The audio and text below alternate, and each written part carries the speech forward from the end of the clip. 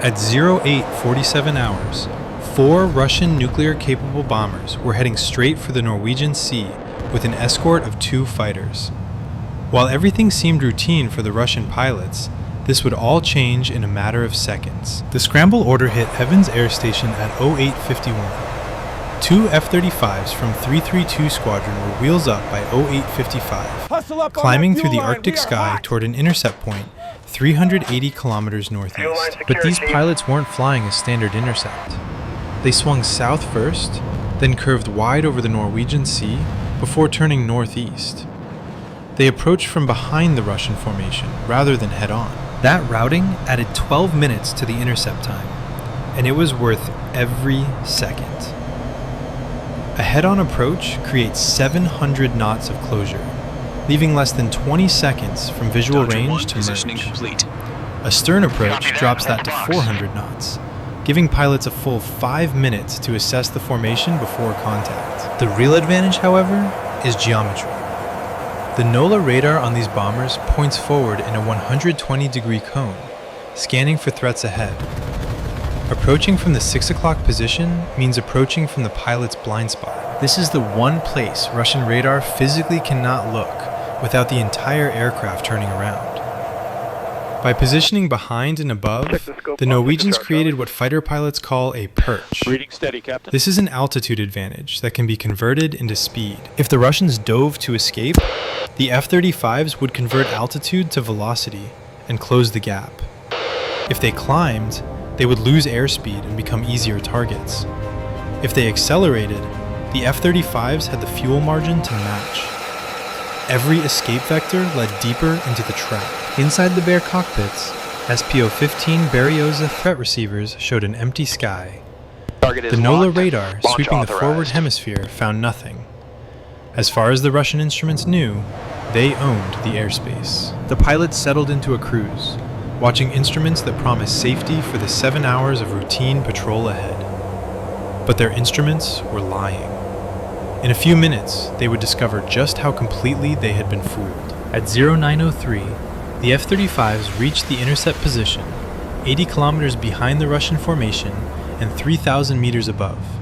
They remained completely undetected. The Norwegian pilots had not activated their radars because they didn't need to. Through their helmet visors, they were already watching 8 exhaust plumes burning against the Arctic cold. Targeting computers were building perfect firing solutions while broadcasting absolutely nothing. If this were a shooting war, every Russian aircraft in that formation would be finished before NATO's morning coffee got cold. That is because the AN/AAQ-37 distributed aperture system had been tracking them since they were 200 kilometers out. 6 infrared cameras wrapped the F-35, 2 on top, 2 on bottom, and 1 on each side. These feed into a computer that stitches them into a single spherical image, projected directly onto the pilot's helmet visor. If the pilot looks down through their ejection seat, they see targets below. If they look over their shoulder, they see what is behind. The aircraft becomes a glass cockpit in the most literal sense. The pilot sees through the airframe as if it does not exist. Against the Tu-95s, the system barely had to work. Those NK-12 engines are the most powerful turboprops ever built. Each produces 15,000 shaft horsepower, driving contra-rotating propellers with blade tips that break the sound barrier. All that power generates immense heat. On a thermal display, each engine glows at 400 degrees Celsius against a minus 30 degree sky. A 430 degree differential turns every bear into a bonfire visible from 200 kilometers away. With 4 engines per bomber, that creates 8 signal fires announcing the Russian position to anyone with infrared sensors. The bears weren't just flying a patrol. They were flying a please track me parade. The 2 F-35s split into a combat spread, with 2 kilometers of lateral separation. The lead was at 30,000 feet, while the wingman was offset south at 32,000 feet. This was not random positioning. The lead's cameras tracked the bombers from one angle, while the wingman's cameras captured them from another. Keep watching your side. MADL, the multifunction advanced data link, fused both pictures in real time. Into position. Targeting providing data crucial was shared support through for the lead directional bomber. transmissions that Russian receivers could not Where did he detect. come from? Each pilot saw a composite image built from 12 cameras. He's right on top This of us. provided twice the coverage weapon and twice status. the accuracy, with Что zero это такое? emissions. Кто они такие? The Su-33 капитан. escorts kept checking their Они 6 слишком o'clock. близко. This is the instinctive, over-the-shoulder glance fighter pilots have made since 1915. Their N1K radar showed nothing, and their threat receivers showed nothing. But 60 years of Soviet aviator instincts were screaming that something was wrong. The instincts were right, but the equipment was simply too old to agree with them. The escorts flew classic Soviet doctrine. 4 pairs weaving around the bombers to screen the threat axis. Requesting confirmation. These are good tactics if you know where the threats are coming from. They were watching the forward hemisphere, where enemies had always appeared before. Meanwhile, the F-35s were behind them, invisible, building targeting solutions on the escorts themselves. If the Su-33s somehow detected the F-35s and turned to engage, they would face a beam defense. The F-35s would turn perpendicular to put the closure rate at 0. This works because pulse Doppler radar functions by measuring velocity. It filters out slow-moving objects like ground clutter by ignoring anything not approaching fast. By turning perpendicular, the closure rate drops to near 0, and the radar's filtering makes the aircraft disappear into the noise. Meanwhile, the second F-35 circles to the engaging escort's 6 o'clock. The Russian pilot chasing one ghost finds another ghost on his tail. The F-35's fire control computers calculated AIM-120D solutions. These are radar-guided missiles that fly at Mach 4 and track autonomously in the terminal phase. They carry fragmentation warheads that can shred an aircraft from 50 meters away. However, the Norwegians decided to announce themselves instead. What happened next would turn Russian confidence into confusion, and then into something close to panic. At 0911, the lead Norwegian activated his radar for exactly 2 seconds. Inside the bare cockpits, the morning went from routine to terrifying. SPO-15 threat receivers erupted with warning tones and flashing lights. It was the unmistakable signature of a targeting radar. Every crewman knew that sound. Someone had them locked and could take them out. Hands tightened on armrest as eyes snapped at threat displays. Что это? Then, suddenly, Отбой! Ложная there was тревога! nothing. The radar vanished and the warning stopped. Displays showed an empty sky, but 2 seconds was enough. The AN/APG-81 radar uses 1,200 individual transmit-receive modules in an active electronically scanned array, AESA. Traditional radar rotates a mechanical dish to sweep the sky, taking 2.5 seconds per scan. AESA steers electronically by adjusting the phase relationship between modules. Essentially, it points the beam by making some modules transmit microseconds before others. The result is a beam that moves at the speed of electricity, repositioning in microseconds instead of seconds. By focusing 1,200 modules on a single point, it gets precise range, velocity, and heading before shutting down. 2 seconds gave the Norwegians targeting grade data on every aircraft in the formation. In a shooting war, one burst is all it takes. The Su-33 pilots reacted on instinct, making hard turns into the threat axis and pushing radars to maximum power. Gardenia jamming pods began spooling up against whatever had just painted them. They searched with equipment that was relevant when disco was popular. Mechanical dishes swept left to right, 2.5 seconds per scan, looking for something that had already vanished. They found nothing. This is because the F-35's radar cross-section measures 0.005 square meters, roughly the size of a golf ball. The airframe is shaped so radar energy scatters away from the receiver rather than bouncing back. Edges are angled and surfaces are coated with radar-absorbent material. Even the engine inlet is curved to hide the compressor face, one of the most reflective parts of any aircraft. The Russian N1K radar was designed to find carrier groups, 100,000-ton warships.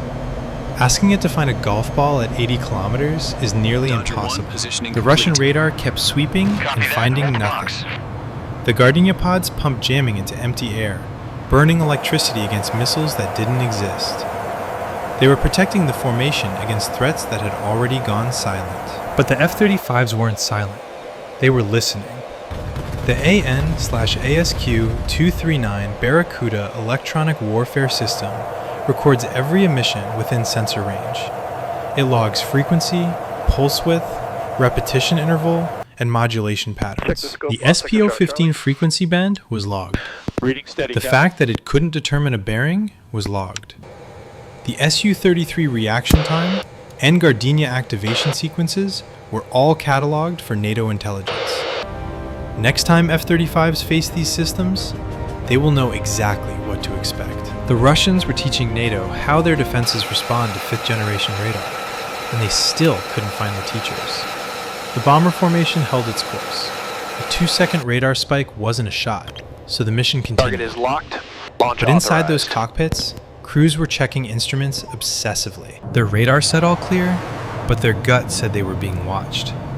Only one of those was wrong. In 3 minutes, they would finally see what had been hunting them. At 0914, the F-35s slid into visual range, 500 meters off the lead bomber's right wing. Through their canopies, Norwegian pilots saw the glazed nose section and the crew at their stations. They saw KH-101 cruise missiles hanging from external pylons. These were the same weapons that had struck Ukrainian apartment buildings 48 hours prior. Through the Bear's windows, the Russian crew finally saw their hunters. Matte gray shapes materialized from nowhere, sitting in perfect formation off their wingtip. There had been no radar warning before visual contact.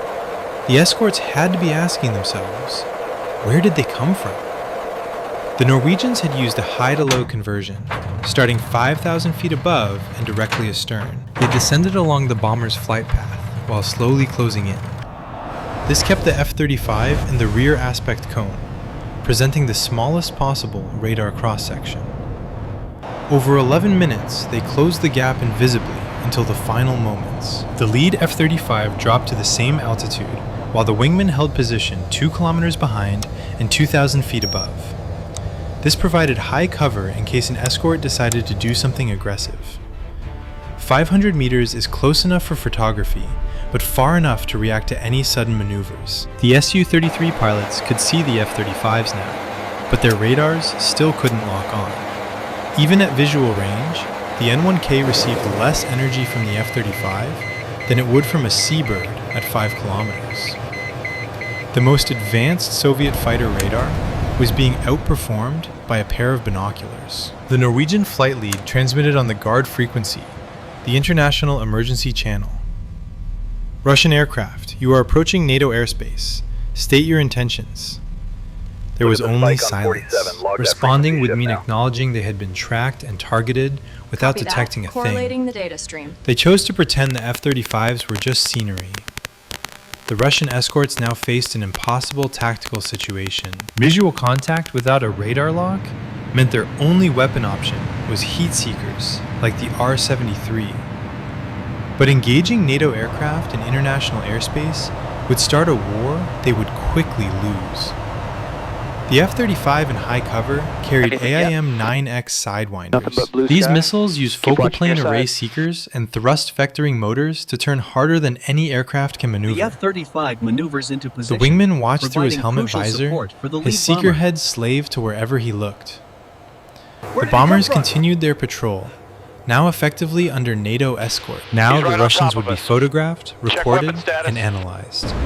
The Bears flew their planned route while the F-35s rotated through collection positions.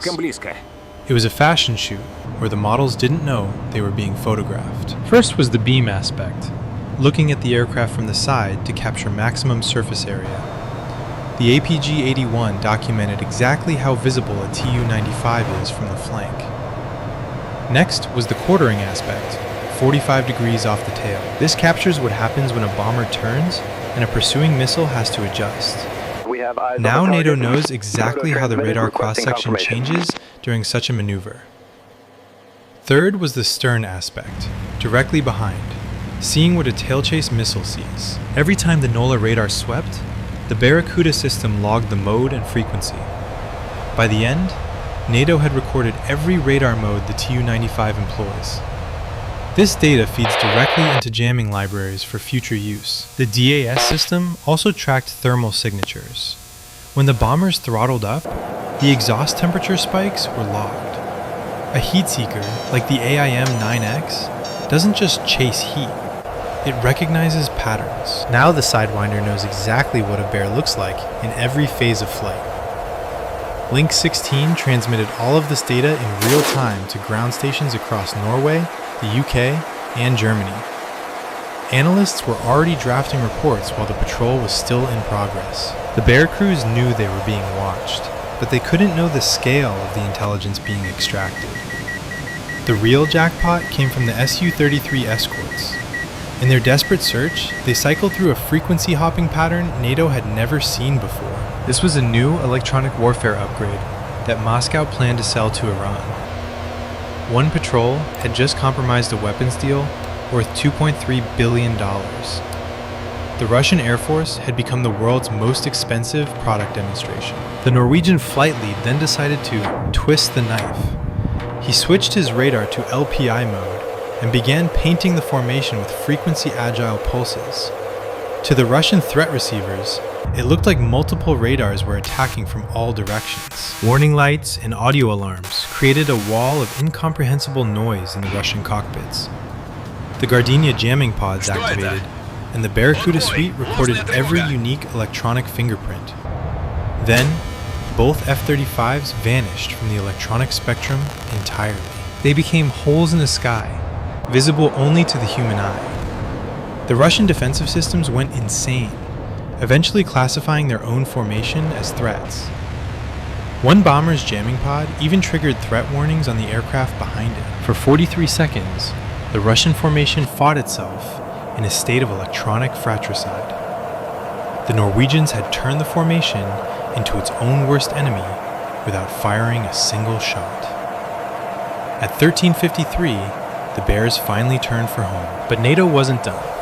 2 Danish F-16s and a British Typhoon joined the escort. The Russians now had a 5-aircraft honor guard they did not request. The Danish pilots maintained a continuous radar log for the next 40 minutes. The Su-33s tried to intervene, but the F-35s simply repositioned effortlessly. The Russians were playing checkers, while NATO was playing 4D chess. At 14:47, 2 fresh Su-30s arrived from Severomorsk to receive their heroes. What they found were 4 bombers being walked home like teenagers caught sneaking out after curfew. The handoff happened at the Russian boundary. The F-35s peeled off first, followed by the Typhoon and the F-16s. Each gave a small wing waggle as they departed. It is the international fighter pilot signal for "see you next time."